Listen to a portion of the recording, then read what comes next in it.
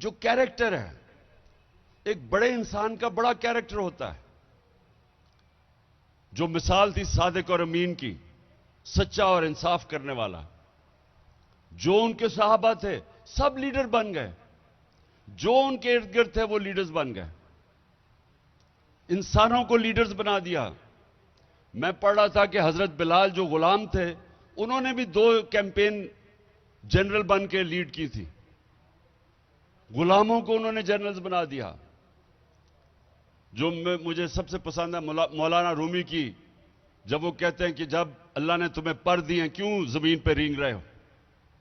सब इंसानों के पास पर हैं, लेकिन उस परवाज के लिए एक रास्ता चाहिए, और वो रास्ता आप 5 वक्त की नमाज में मांगते हैं कि अल्लाह उसके रास्ते पे लगा जिनको नेमतें बख्शी हैं।